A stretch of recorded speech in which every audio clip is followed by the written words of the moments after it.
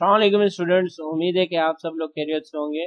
Physics new book addition के तहत हम अपने लेक्चर्स की प्लेलिस्ट को कंटिन्यू कर रहे हैं और आज के इस लेक्चर के अंदर हम ब्रांचेस ऑफ फिजिक्स का पार्ट 2 करने वाले हैं, क्योंकि लास्ट पार्ट है यानी पार्ट नंबर 1 के अंदर हमने फिजिक्स की ब्रांचेस में से मैकेनिक्स, कैरियोजेनिक्स, थर्मोडायनामिक्स और प्लाज्मा फिजिक्स को डिस्कस किया था। आज के इस लेक्चर के अंदर हमारे पास जो पार्ट 2 है ब्रांचेस ऑफ फिजिक्स का, इसमें हम रिमेनिंग ब्रांचेस को डिस्कस करेंगे और उन रिमेनिंग ब्रांचेस में सबसे पहले हमारे पास है सॉलिड स्टेट फिजिक्स। अब सॉलिड स्टेट फिजिक्स हमारे पास स्टडी है properties and behaviour of solids including there underlying atomic and molecular structure. अगर हम एटॉमिक स्ट्रक्चर या मॉलिक्यूलर स्ट्रक्चर की बात कर रहे हैं या उनकी स्टडी कर रहे हैं, उनकी प्रॉपर्टीज और उनके बिहेवियर्स की बात कर रहे हैं, या सिंपल हम सॉलिड के बिहेवियर की बात कर रहे हैं या प्रॉपर्टीज की बात कर रहे हैं, तो वो सब स्टडीज हम किसके अंदर करेंगे? वो हम सॉलिड स्टेट फिजिक्स के अंदर करेंगे। अब यहाँ पर आप देखें कि solids are characterized by the rigid and ordered arrangement of atoms which give rise to unique properties such as high strength, low compressibility and electrical conductivity। अब सॉलिड्स को हमने कैटेगराइज्ड किया है या कैरेक्टराइज्ड किया है दो अरेंजमेंट्स के अंदर। एक अरेंजमेंट जो एटम्स की है वो रिजिड फॉर्म के अंदर है और एक अरेंजमेंट जो एटम्स की है वो ऑर्डर्ड फॉर्म के अंदर है। तो ऐसे सॉलिड्स जो हमारे पास ऑर्डर्ड फॉर्म के अंदर अरेंजमेंट रखते हैं उन्हें हम अलग स्टडी करेंगे, और जो रिजिड फॉर्म के अंदर अरेंजमेंट रखते हैं एटम्स की उन्हें हम अलग स्टडी करेंगे। लेकिन ये जो हमारे पास है सॉलिड्स की ये जो अरेंजमेंट है वो राइज देती है सॉलिड्स की जो यूनिक प्रॉपर्टीज है, जिनमें high strength, low compressibility and electrical conductivity भी है। ठीक है, अब देखें कि solid state physics is concerned with understanding these properties and how they are related to the underlying atomic and molecular structure of solids।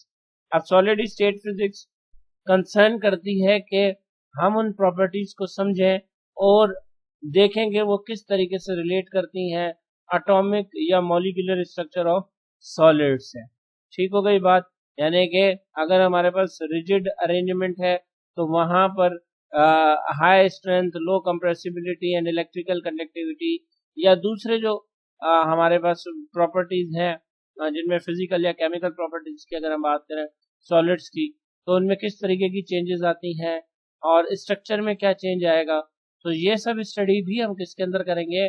ये भी हम सॉलिड स्टेट फिजिक्स के अंदर करेंगे। अब इसको मजीद हम देखें, the field of solid state physics covers a wide range of topics including crystal structures, lattice vibration, thermal properties, electronic properties and the behavior of defects and impurities in solids। तो जो physics solid state physics एक ऐसी field है जो कि wide range of topics को cover करती है, जिनमें हमारे पास सॉलिड्स का crystal structures, lattice vibration, thermal properties और इलेक्ट्रॉनिक प्रॉपर्टीज या बिहेवियर ऑफ डिफेक्ट्स या इम्प्योरिटीज इन सॉलिड्स, इन सब को हम जो है वो स्टडी करते हैं। या ये कह लें कि सॉलिड के इन सब प्रॉपर्टीज को, कॉन्सेप्ट्स को स्टडी करें तो वो हमारे पास सॉलिड स्टेट फिजिक्स के अंदर आ जाता है। अब सॉलिड स्टेट फिजिक्स का एक छोटा सा हिस्सा यूं कह लेंगे चैप्टर बनाकर हमें दिया हुआ है फर्स्ट ईयर केमिस्ट्री के अंदर। तो हम केमिस्ट्री के चैप्टर में जब हम सॉलिड्स को पढ़ते हैं तो वहां पर हमें फिजिक्स की ये ब्रांच जो है वो अच्छी तरीके से क्लियर हो जाती है कि हम सॉलिड स्टेट फिजिक्स के अंदर क्या क्या चीजें पढ़ सकते हैं। अब आप कहेंगे कि वो केमिस्ट्री के अंदर है, आप तो यहाँ पर फिजिक्स की बात कर रहे हैं, तो मैंने आपको कहा कि छोटा सा हिस्सा जो है वो आपके पास होगा जिससे हम ये डेफिनेशन क्लियर कर सकते हैं कि सॉलिड स्टेट फिजिक्स के अंदर हम क्या क्या चीज पढ़ेंगे। जबकि वो केमिस्ट्री के अंदर है तो फिर वहां पर केमिस्ट्री के कॉन्सेप्ट्स ज्यादा इस्तेमाल हुए होंगे। अच्छा, फिर मजीद it also includes the study of phase transitions such as the transition from a solid to a liquid और a gas as well as the study of magnetic, optical and superconductivity properties of solids। ठीक है, तो phase transition जैसे transition from solid to liquid, liquid to gas, और इसी के साथ साथ कौन से सॉलिड्स हैं जो कि मैग्नेटिक प्रॉपर्टीज रखते हैं, कौन से हैं जो कि नहीं रखते, ऑप्टिकल और सुपर कंडक्टिव प्रॉपर्टीज किस किस के पास हैं, और अगर हैं तो किस किस तरह की हैं, ये सब भी अगर हम स्टडी कर रहे हैं तो हमारे पास सॉलिड स्टेट फिजिक्स हमें इन सब के बारे में नॉलेज या मालूमात देगी। अब हमारे पास नेक्स्ट ब्रांच है, that is what Jio physics. अब जियो मीन्स के अर्थ और फिजिक्स मीन्स के स्टडी ऑफ नेचर।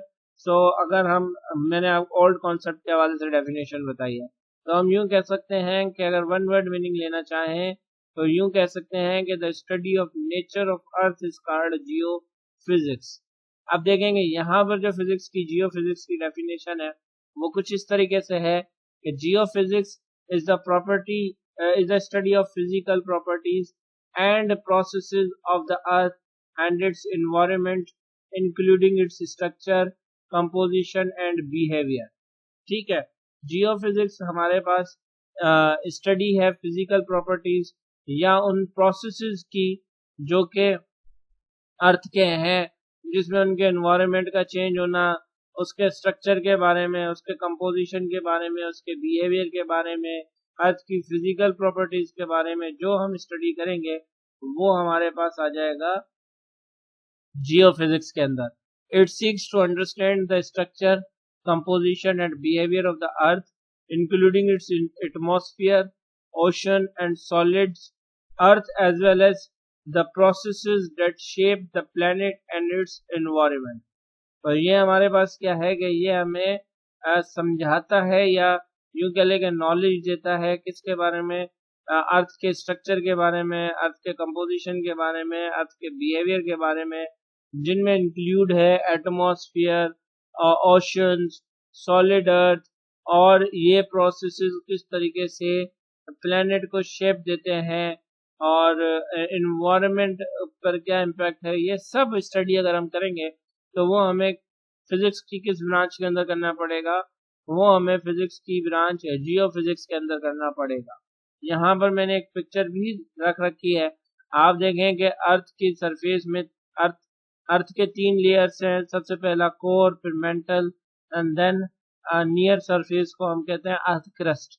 ठीक है, अब अर्थ क्रस्ट की अगर हम बात करें तो अगर हम अर्थ के स्ट्रक्चर की भी बात करें तो हम जियो फिजिक्स की बात करेंगे, और फिर उसके ऊपर जो प्रोसेसेस हो रहे हैं जिनमें सैटेलाइट ऑर्बिट कर रही है, एटमॉस्फेयर में कितने गैसेस हैं और वो क्यों हैं, और इसी के तरीके से फिर हमारे पास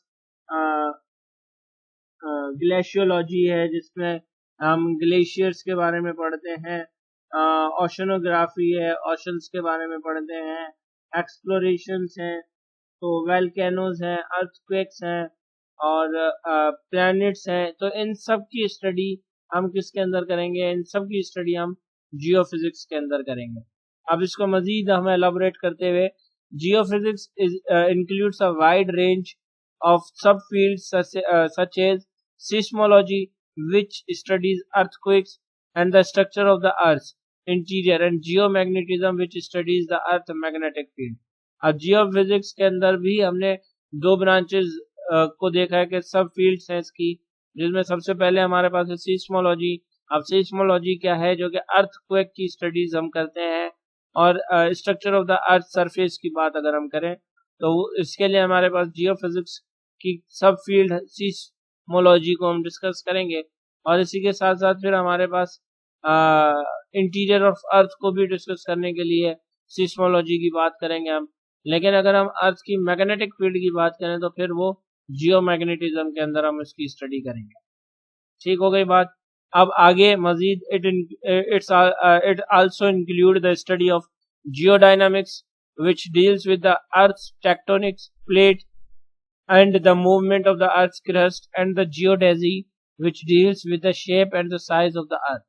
अब जियोडायनामिक्स क्या है, जियोडायनामिक्स हमारे पास अर्थ की जो टेक्टोनिक प्लेट्स हैं उनकी स्टडी हम करते हैं, और जो मूवमेंट ऑफ अर्थ क्रस्ट है, अर्थ की क्रस्ट किस तरीके से मूवमेंट करती है, वो स्टडी भी अगर हम करेंगे तो वो किसके अंदर हम करेंगे, जियो डायनामिक्स के अंदर करेंगे। इसी तरीके से फिर यानी कि motion of the earth with causes भी अगर हम कहें तो वो हमारे पास किसके अंदर आ जाएगा, जियो डायनामिक्स में आ जाएगा। और जब हम अर्थ के मोशन के कॉजेज पढ़ेंगे तो उसमें हमारे पास मूवमेंट ऑफ अर्थ क्रस्ट आ जाएगा और अर्थ टेक्टोनिक्स प्लेट्स आ जाएंगी, इनके बारे में डिटेल डिस्कशन होगी। फिर हमारे पास जियोडेजी है। जियोडेजी हमारे पास क्या है, which deals with the shape and size of the अर्थ। तो उम्मीद करता हूँ कि यहाँ तक आपको बात समझ में आ गई होगी। अब नेक्स्ट हमारे पास ब्रांच है एस्ट्रोफिजिक्स। अब एस्ट्रोफिजिक्स क्या है हमारे पास, एस्ट्रोफिजिक्स हमारे पास ब्रांच है फिजिक्स की, जिसमें हम discover how the universe works, explore how it begin and evolve and search for the life on planets around other stars. ठीक है, दूसरे प्लैनेट्स पर जो कि स्टार्स के नजदीक हैं, तो उनके जैसे इस वक्त हमारी रिसर्च मार्स पर चल रही है और नासा मार्स पर प्रोजेक्ट कर रहा है कि वहां पर लाइफ के आसार मिले हैं। तो मार्स को भी अगर हम देखा जाए तो वो अर्थ के भी नियर है और स्टार यानी कि हमारे सन के भी करीब है। तो वहां पर हमें जिंदगी के आसार मिले हैं या फर्दर हम उस पर काम कर रहे हैं। तो ये सारी स्टडी अगर हम करना चाहें तो किसके अंदर करेंगे, एस्ट्रोफिजिक्स के अंदर करेंगे कि यूनिवर्स बनी कैसे, बनी कब, और यूनिवर्स में इस वक्त हो क्या रहा है। तो ये सारी अगर हमें स्टडी करनी है तो हमें एस्ट्रोफिजिक्स की ब्रांच में जाना पड़ेगा। अब देखेंगे इस वक्त जो मिशन इन डेवलपमेंट है वो मैंने यहाँ पर आपको दिखा दी है, जिसमें हमारे पास लिसा पैथफाइंडर है, एस्ट्रो एच है और नाइसर है, हमारे पास टेस है, GWST जिसे जेम्स वेब स्पेस टेलीस्कोप है और यूक्लिड। अब अगर आप इनको मजीद मालूम करना चाहते हैं तो आप इनकी डॉक्यूमेंट्रीज यूट्यूब पर सर्च कर सकते हैं और देख सकते हैं कि ये खला में किस तरीके से काम कर रहे हैं। फिर हमारे पास है acoustic is to make the music or speech sound as good as possible. It is achieved by reducing the sound barriers and increasing the factors that helps in the proper transmission of a sound waves. Acoustic में हम आसान लफ्जों में study करते हैं, study of the sound के बारे में, क्या है साउंड की क्वालिटी, क्या है पिच, क्या है फ्रीक्वेंसी, क्या है कौन सा साउंड जो है वो नॉइस क्रिएट करता है, कौन सा साउंड जो है वो म्यूजिकल साउंड है, और फिर साउंड की इंटेंसिटी क्या होती है, साउंड फ्रीक्वेंसी क्या होती है, साउंड कौन सा रेंज है जो कि ऑडिबल है, इंफ्रासोनिक साउंड किसे कहते हैं, अल्ट्रासोनिक साउंड किसे कहते हैं। तो ये सारी स्टडी हमारे पास अकॉस्टिक्स में आ जाती है। फिर हमारे पास है इलेक्ट्रोमैग्नेटिज्म। अब इलेक्ट्रोमैग्नेटिज्म के अंदर क्या होता है कि हम रिलेशनशिप बिटवीन इलेक्ट्रिसिटी यानी कि इलेक्ट्रिक चार्जेस एंड मैग्नेटिज्म के बारे में पढ़ते हैं कि किस तरीके से चार्जेस फ्लो करते हैं और उनका मैग्नेटिज्म के साथ यानी कि मैग्नेट के साथ क्या रिलेशनशिप है, क्या लॉज हैं और इनके एप्लीकेशंस क्या हैं। तो ये सब हम किसके अंदर डिस्कस करते हैं, ये सब हम इलेक्ट्रोमैग्नेटिज्म के अंदर डिस्कस करते हैं। अब इलेक्ट्रो में हमारे पास जो है वो इलेक्ट्रिक से इलेक्ट्रो लिया गया है और मैग्नेट से मैग्नेटिज्म लिया हुआ है, यानी कि electric plus magnet is equal to electromagnetism. यानी कि इलेक्ट्रिक के अंदर चार्जेस हैं तो चार्जेस के अंदर इलेक्ट्रिक फील्ड होती है और मैग्नेट के अंदर जो है वो मैग्नेटिक फील्ड्स होती है। तो होता यह है कि जब चार्जेस फ्लो करते हैं तो चार्जेस के एक्सेलरेटेड मोशन की वजह से उस चार्ज जब एक्सेलरेटेड मोशन करता है किसी भी वायर के अंदर तो उस वायर के अराउंड मैग्नेटिक फील्ड्स प्रोड्यूस होना शुरू हो जाती हैं। और फिर इस तरीके से जैसे आप स्क्रीन में देख रहे हैं कि ब्लू कलर की लाइन जो है इसको इलेक्ट्रिक फील्ड को शो कर रही है और रेड कलर की लाइन जो है वो मैग्नेटिक फील्ड को शो कर रही है। तो आप देखेंगे किस तरीके से इलेक्ट्रिक फील्ड मैग्नेटिक फील्ड को बना रहा है और मैग्नेटिक फील्ड इलेक्ट्रिक फील्ड को बना रहा है। और ऐसी वेव्स को हम इलेक्ट्रोमैग्नेटिक वेव्स कहते हैं जिनको प्रोपोगेट करने के लिए भी किसी मीडियम की जरूरत नहीं होती। अब देखें यहाँ पर कि मैंने एक एग्जांपल दिया हुआ है कि हमने एक स्टील की जो वो नील ली हुई है और इसके ऊपर वायरिंग की हुई है। अब जैसे ही मैं बैटरी कनेक्ट कर रहा हूँ तो क्या हो रहा है कि इस वायरिंग में से चार्जेस फ्लो कर रहे हैं और नियर बाय जो कंपास पड़ा हुआ है हमारे पास, वो मैग्नेटिक कंपास जो है वो डिफ्लेक्ट हो रहा है। तो आप देखेंगे चार्जेस के फ्लो होने की वजह से, यानी कि इलेक्ट्रिसिटी की वजह से मैग्नेटिक फील्ड्स में चेंजेस आ रही हैं।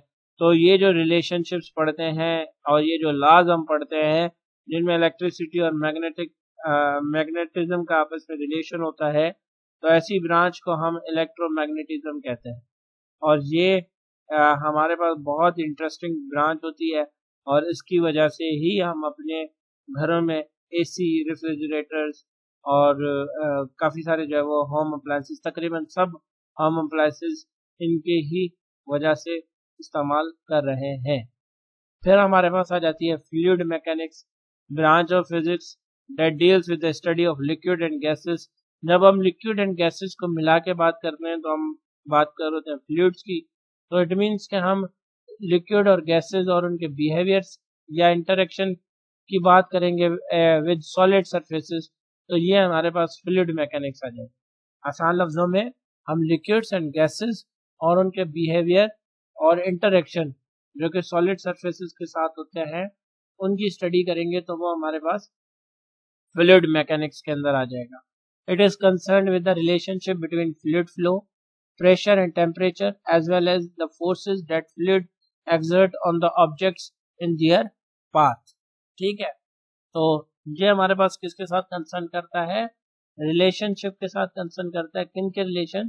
क्या फ्लूइड फ्लो, प्रेशर और टेम्परेचर, यानी कि इन सब का जो रिलेशनशिप होगा उनकी स्टडी अगर हम करेंगे, या अगर हम फोर्सेस की बात करेंगे जो फ्लूइड एक्सर्ट करता है किसी ऑब्जेक्ट के ऊपर या उनके पाथ के ऊपर या ऑब्जेक्ट इन दियर पाथ के ऊपर, तो उसे हम कहते हैं फ्लूइड मैकेनिक्स।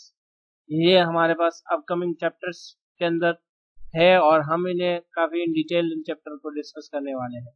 फ्लूइड मैकेनिक्स को हमने 2 ब्रांचेस में डिस्कस किया है, एक है फ्लूइड स्टैटिक्स, एक है फ्लूइड डायनामिक्स। अब फ्लूइड स्टैटिक्स क्या है? Deals with the behaviour of fluids at rest including the measurement and distribution of fluid pressure. ठीक है, और इसी के बाद फिर हमारे पास फ्लूइड डायनामिक्स है जिसके अंदर हमारे पास है deals with the behaviour of fluids in motion including the study of fluid flow patterns and the forces that influence fluid flow.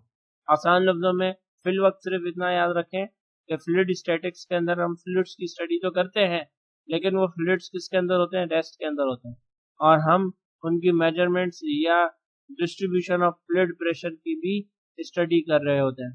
लेकिन फ्लूइड डायनामिक्स के अंदर क्या होता है कि हम deal with the behaviour of fluids in motion की बात कर रहे होते हैं, जिसमें हमारे पास study of fluid flow patterns and the forces that influence fluid flow, वो फोर्सेस जिनकी वजह से फ्लूइड फ्लो करता है उनकी स्टडी, या फ्लूइड का जो पैटर्न होता है फ्लो करने का उनकी स्टडी, या सिंपल हम कह लेंगे behaviour of fluids in motion की स्टडी फ्लूइड डायनामिक्स के अंदर करते हैं। इसे हम बहुत डिटेल्ड डिस्कस करने वाले हैं अपने चैप्टर्स के अंदर। फ्लूइड डायनामिक्स, फ्लूइड मैकेनिक्स का चैप्टर हमें गिवन है, हम उसे बहुत अच्छे तरीके से पढ़ने वाले हैं, तो आपने घबराना नहीं। इसके बाद the field of fluid mechanics has a wide range of applications including the design of hydraulic system, the study of atmospheric dynamics, and the analysis of ocean currents. It is also used in the design and the optimization of aircraft, ships, and submarines, as well as in the production of energy through hydropower and tidal power. देखेंगे fluid dynamics हमारे पास कितनी ज़्यादा essential है और इसकी कितनी ज़्यादा wide range तक एप्लीकेशन है। तो हम इसे जब हम इसका चैप्टर स्टार्ट करेंगे तो बहुत मज़े ले लेके पढ़ने वाले हैं। ठीक हो गई बात। इसके बाद हमारे पास हाई एनर्जी फिजिक्स आ जाती है। अब हाई एनर्जी फिजिक्स क्या है कि ये हमारे पास स्टडी है सब एटॉमिक पार्टिकल्स की या उनके इंटरेक्शंस की, जो कि हाई एनर्जी के साथ इनके इंटरेक्शंस हो रहे होते हैं, या यूं कह लें कि ये हमारे पास स्टडी है behaviour of matter and energy की at the smallest scale. High energy physics के अंदर हम माइक्रोस्कोपिक कॉन्सेप्ट्स को डिस्कस कर रहे होते हैं और देख रहे होते हैं कि किस तरीके से मैटर एंड एनर्जी बिहेव कर रहे हैं एट द स्मॉलेस्ट स्केल। अब देखें कि the field of high energy physics include a wide range of सब फील्ड्स। अब हाई एनर्जी फिजिक्स की जो है वो सब फील्ड्स भी हैं, जिनमें हमारे पास particle physics which deals with the individual particles and their interactions, and the astrophysics which deals with the study of the behavior of the matter and energy in the universe। अब हम in detail discuss कर चुके हैं astrophysics को, लेकिन particle physics क्या है? ठीक है, यहाँ पर तो लिखा हुआ है कि इंडिविजुअल पार्टिकल्स की स्टडी या उनके इंटरेक्शन की स्टडी को पार्टिकल फिजिक्स कहते हैं, लेकिन किस पार्टिकल्स? अगर हम बात कर रहे होते हैं एटम्स की तो एटॉमिक फिजिक्स है हमारे पास, अगर हम बात कर रहे हैं न्यूक्लियस की तो हमारे पास न्यूक्लियर फिजिक्स है। तो यहाँ पर बात किस पार्टिकल्स की हो रही है? चले पार्टिकल फिजिक्स को हम समझने की कोशिश करते हैं। देखेंगे पार्टिकल फिजिक्स को पढ़ने से पहले या इसके कॉन्सेप्ट्स को क्लियर करने से पहले हमें पता है कि एटम जो है वो कंपोज हुआ है प्रोटॉन, न्यूट्रॉन एंड इलेक्ट्रॉन्स का। अब जो यहाँ पर प्रोटॉन और न्यूट्रॉन्स हैं वो कंपोजिट पार्टिकल्स हैं। कंपोजिट पार्टिकल्स क्या हैं? वो पार्टिकल्स जो कि किसी दूसरे पार्टिकल्स में से बने हुए हों। ठीक है, आप देखें यहाँ पर ये मॉलिक्यूल आ गया। अब मॉलिक्यूल्स को हम जूम कर रहे हैं तो हमारे पास एटम्स आ रहे हैं, और जब मैं एटम को जूम कर रहा हूँ तो एटम के अंदर सेंटर पर न्यूक्लियस है, और जब मैं न्यूक्लियस को देख रहा हूँ तो न्यूक्लियस के अंदर न्यूट्रॉन और प्रोटॉन है, और फिर मैं इन न्यूट्रॉन और प्रोटॉन्स को जूम कर रहा हूँ तो मुझे पता चल रहा है कि ये कंपोजिट पार्टिकल्स हैं, और न्यूट्रॉन जो है वो बना हुआ है क्वार्क का, और प्रोटॉन भी जो है वो बना हुआ है क्वार्क्स का। याद रहे कि न्यूट्रॉन न्यूट्रल है और प्रोटॉन के ऊपर पॉजिटिव चार्ज है। ठीक हो गई बात। अब ये तो हमारे पास स्ट्रक्चर आ गया। अब क्वार्क्स हैं क्या? अगर न्यूक्लियस के अंदर न्यूट्रॉन प्रोटॉन क्वार्क्स के बने हुए हैं तो व्हाट अबाउट द इलेक्ट्रॉन? अब ये जब स्टडी हम करेंगे ना इन सब एटॉमिक पार्टिकल्स की, क्वार्क्स की, इलेक्ट्रॉन्स की या इलेक्ट्रॉन फैमिली की, तो ये स्टडी हमारे पास आ जाएगी पार्टिकल फिजिक्स के अंदर। इसे मैं मजीद आपको क्लियर करता हूँ। आप देखें हमारे पास यूं समझें कि एटम के अंदर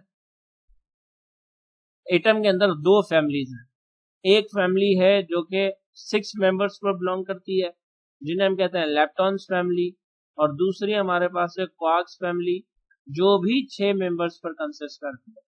अब ये हमारे पास देखें कि क्या है, ये हमारे पास है मास पार्टिकल्स। दिख रहे हैं आपको? ये हमारे पास है mass particles. All ordinary particles being to this group. ठीक है, अब देखें लेप्टॉन्स फैमिली में हमारे पास क्या रहा है? इलेक्ट्रॉन, इलेक्ट्रॉन न्यूट्रिनो, मुऑन, मुऑन न्यूट्रिनो, टॉ, टॉ न्यूट्रिनो। ठीक है, अब ये हमारे पास इनकी प्रॉपर्टीज भी लिखी हुई है। आप इनकी प्रॉपर्टीज को भी डिस्कस कर लीजिएगा, के देख लीजिएगा। अगर फिर कोई ऐसी बात जो कुछ समझ में ना आए तो आप मुझसे कमेंट सेक्शन में पूछ लीजिएगा। अच्छा, ये तो हो गई लेप्टॉन फैमिली। अब अगर आप क्वार्क्स फैमिली को देखें तो क्वार्क्स फैमिली के अंदर हमारे पास क्या है? Up, down, charm, strange, top, bottom. ठीक है, अब आप देखेंगे अप के भी जो चार्ज है वो चार्ज कितना है? +2.3, आई मीन के 2/3। चार्म का भी जो है वो 2/3, और टॉप का भी जो है वो 2/3। इसी तरीके से डाउन का क्या है? -1/3, -1/3 स्ट्रेंज का, और बॉटम का भी -1/3। तो ये हमारे पास इनकी चार्ज है वो -1/3 है, और इनकी जो चार्ज है वो हमारे पास +2/3 है। ठीक है, अब यहाँ पर देखेंगे चार्जेस हमें फ्रैक्शंस में मिल रही है, तो याद रखिएगा कि चार्ज कंजर्व्ड होते हैं, क्वांटाइज्ड होते हैं, तो वो हमें इस तरीके से 2/3 टू 1/3 इस फॉर्मेट के अंदर नहीं मिलेंगे। तो ये जो क्वार्क्स या ये जो लेप्टॉन्स, आई मीन के जो क्वार्क्स हम डिस्कस कर रहे हैं वो हमेशा बंचेस के फॉर्म में मिलेंगे। ठीक है, और ये फिर बंचेस ही मिलकर फिर वो बंच 3 या मोर देन 3 पार्टिकल्स का हो, लेकिन होगा वो बंच, और ये बंचेस ही मिलकर हमें न्यूट्रॉन और प्रोटॉन देंगे। अब ये तो हो गए मास पार्टिकल्स जो कि कितने हैं? 12। ये जो पार्टिकल्स हमने पढ़े ये कितने हैं? 12। 6 लेप्टॉन फैमिली के, 6 क्वार्क्स फैमिली के। ठीक है, और फिर हमारे पास यहाँ पर देखेंगे ये हमारे पास आ गए फोर्स पार्टिकल्स, जिनमें gluons, photons, intermediate, vector bosons और ग्रेविटन्स। ठीक है, ये हमारे पास फोर्स पार्टिकल्स हैं, यानी कि हम जो फंडामेंटल फोर्स पार्टिकल्स हैं, फंडामेंटल फोर्सेस हैं, उनकी स्टडी भी करेंगे। अब फंडामेंटल फोर्सेस क्या है, आप यहाँ पर देखें, मैं आपको डायरेक्ट बता देता हूँ, आप पढ़ लीजिएगा इनको स्क्रीनशॉट निकाल कर। ये हमारे पास जो 4 फंडामेंटल फोर्सेस है, उन 4 फंडामेंटल फोर्सेस में सबसे पहली फोर्स है हमारे पास इलेक्ट्रोमैग्नेटिक फोर्स। मैं यहाँ पर लिख देता हूँ EMF, यानी कि इलेक्ट्रोमैग्नेटिक फोर्स। सेकंड है GF, यानी कि ग्रेविटेशनल फोर्स। फिर हमारे पास है WNF, यानी कि वीक न्यूक्लियर फोर्स। और फिर हमारे पास है SNF, यानी कि स्ट्रॉन्ग न्यूक्लियर फोर्स। यह यहाँ पर आपको नीचे इनके बारे में लिखा हुआ भी दिख जाएगा, आप इन्हें देख लीजिएगा। तो अब हमारे पास क्या है, 12 पार्टिकल्स हैं और 4 फंडामेंटल फोर्सेस हैं। तो जब मैं इन 12 पार्टिकल्स और 4 फंडामेंटल फोर्सेस के बारे में स्टडी करूंगा, तो ये हमारे पास किसके अंदर कंसीडर होगा, ये हमारे पास कंसीडर होगा पार्टिकल फिजिक्स के अंदर। अब देखें यहाँ पर कि प्रोटॉन है, प्रोटॉन कितने क्वार्क्स का बना हुआ है, 3 क्वार्क्स का बना हुआ है, अप एंड डाउन। हमने पढ़ा कि अप के ऊपर क्या है, चार्ज +2/3, दूसरा भी अप है तो +2/3, तीसरा डाउन है तो -1/3। ठीक हो गई बात। अब जब डिनोमिनेटर सेम है तो हमारे पास एलसीएम भी वही आएगा, तो 3 है तीनों ही डिनोमिनेटर्स में, तो एलसीएम भी 3 आ गया। तो जब डिनोमिनेटर सेम हो, एलसीएम सेम आती है, और जब एलसीएम सेम है तो न्यूमरेटर्स भी हम वैसे के वैसे रखते हैं। तो आप देखेंगे मैंने न्यूमरेटर्स में भी 2 + 2 - 1 करके रखा। अब 2 + 2 हमारे पास क्या आ जाएगा, 4 - 3 डिवाइडेड बाय 3। अब 4 - 1 जब हमारे पास बराबर हो जाएगा 3 के, तो इट बिकम्स 3 डिवाइडेड बाय 3, और जब 3 3 से डिवाइड होगा तो हमारे पास 1 आ जाएगा। तो आप देखें कि प्रोटॉन के ऊपर क्या चार्ज है, पॉजिटिव चार्ज है, +1 चार्ज है। तो देखें क्वार्क्स की वजह से यहाँ पर पॉजिटिव चार्ज है। न्यूट्रॉन के ऊपर की अगर हम बात करें तो अप डाउन डाउन, और फिर इसी तरीके से अप हमारे पास क्या है +2/3, डाउन क्या है -1/3, डाउन क्या है -1/3। और हम जब बात करेंगे तो हमें क्या मिलेगा, न्यूट्रल मिलेगा, 0। हम तब कहते हैं जब हमारे पास चार्जेस मौजूद ना हो।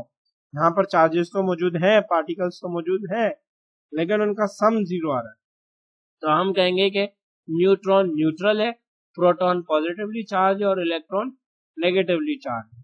क्लियर हो गई यहाँ तक बात। अब लास्ट ब्रांच रहती है जिसे हम कहते हैं quantum physics, also known as quantum mechanics. 20th century के बाद की जो फिजिक्स है, जिन्हें मॉडर्न फिजिक्स हम कहते हैं। तो मॉडर्न फिजिक्स का यूं कह लेंगे बहुत ज्यादा हम स्टडी कर रहे हैं इस वक्त। तो branch of physics that deals with the behaviour of matter and energy at a microscopic level.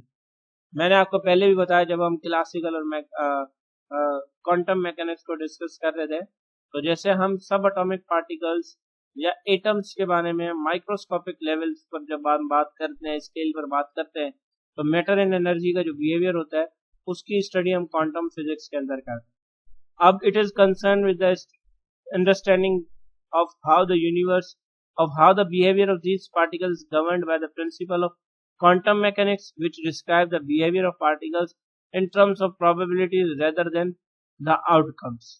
अब इस पैराग्राफ का मतलब आप मुझे कमेंट सेक्शन में बताएंगे, जो मुझे सही कमेंट सेक्शन में बताएगा मैं उसका नेक्स्ट लेक्चर में बल्कि नाम भी मेंशन करूंगा और बताऊंगा भी कि उसमें सही एक्सप्लेन किया है कि नहीं। फिर हमारे पास है quantum physics is a fundamental theory that forms the basis of our understanding of the behavior of the smallest building block of the matters. Matter के जो smallest building blocks हैं उनके behavior को समझने में, और जो fundamental theory है जो कि किसके फॉर्म पर बनी हुई है, fundamental theory जो कि basis of understanding, किसकी अंडरस्टैंडिंग, हमारी अंडरस्टैंडिंग, किस पर अंडरस्टैंडिंग, बिहेवियर्स पर अंडरस्टैंडिंग, किन के बिहेवियर्स पर, जो स्मॉलेस्ट बिल्डिंग ब्लॉक है, किसके स्मॉलेस्ट बिल्डिंग ब्लॉक है? मैटर के बिल्डिंग ब्लॉक्स है। तो smallest building block of matter के बिहेवियर पर जो हमारी अंडरस्टैंडिंग है, उसके बेसिस पर जो फंडामेंटल थ्योरी फॉर्म हुई है, उसे हम क्वांटम फिजिक्स कहते हैं। अब it is a wide range of applications including the development of quantum computers, quantum communication and quantum cryptography. ये हमारे पास काफी वाइड रेंज ऑफ एप्लीकेशंस इसकी है, जिसमें क्वांटम कंप्यूटर इस वक्त बहुत ज्यादा हमारे पास इस्तेमाल होते हैं। तो क्वांटम कंप्यूटर्स की डेवलपमेंट या क्वांटम कम्युनिकेशंस और या क्वांटम क्रिप्टोग्राफी के डेवलपमेंट के लिए हम क्वांटम फिजिक्स को बहुत ज्यादा इस्तेमाल करते हैं। One of the key concept in quantum physics is the idea that particles can exist in multiple state at the same time, known as superposition. आप देखें कि हमारे पास डिस्कशन होती है कि लाइट हमारे पास वेव भी है, पार्टिकल भी है। तो एक ऐसा स्टेट जिस पर, एक ऐसा टाइम जिस पर लाइट का दोनों स्टेट हमें सेम टाइम पर मिले, हम उस प्रिंसिपल को या उस टाइम को या उस आइडिया को सुपरपोजिशन का आइडिया कहते हैं। यानी कि क्वांटम फिजिक्स ये कहती है कि हमारे पास लाइट एक ही वक्त पर एज एन पार्टिकल और एज एन वेव दोनों ही तरीके से बिहेव कर सकती है। ठीक है, क्वांटम फिजिक्स के बारे में हमें मैक्स प्लैंक ने बताया था और हाइजेनबर्ग ने बताया था with their Heisenberg uncertainty principle के थ्रू। अब इट आल्सो इंक्लूड्स या introduce the concept of quantum entanglement which describe the behavior of particles that are connected in such a way that the state of one particle is dependent on the state of the other particle regardless of the distance between them। अब quantum physics हमारे पास quantum एंटेगलमेंट के concept को भी introduce करवाती है, जिसमें हम particle के बिहेवियर के बारे में डिस्कस करते हैं। इस तरीके से डिस्कस करते हैं कि state of one particle dependent होता है state of the other particles पर, इनके डिस्टेंस को मलूज़े खातर लाते हुए। यानी कि अगर मैं आसान लफ्जों में आपको समझाऊं कि अगर एलियंस कहीं पर किसी दूसरे प्लैनेट्स पर या कहीं पर भी यूनिवर्स में मौजूद हैं, तो चाहे जितना भी डिस्टेंस हो, वो हमसे किसी न किसी तरीके से कनेक्टेड है। और इस कॉन्सेप्ट को, क्वांटम फिजिक्स के इस कॉन्सेप्ट को हम क्वांटम एंटेगलमेंट कहते हैं। अब क्वांटम फिजिक्स क्योंकि बहुत ज्यादा एक वास्ट और इंटरेस्टिंग ब्रांच भी है, या यूं कह लेंगे सब्जेक्ट भी है फिजिक्स का, तो हम इसे किसी नए लेक्चर के अंदर इन डिटेल बहुत अच्छे तरीके से डिस्कस करेंगे। इस वक्त तक हमारे पास ये ब्रांच की सूरत में है, तो हम इसे ब्रांच की तरह ही डिस्कस कर रहे हैं। तो आज हमारे ब्रांचेस ऑफ फिजिक्स का टॉपिक खत्म हुआ। यहाँ तक कोई ऐसी क्वेश्चन या ऐसा कोई बात जो आपसे पूछना हो तो आप मुझसे पूछ लीजिएगा। तब तक के लिए अल्लाह हाफिज। Thank you so much.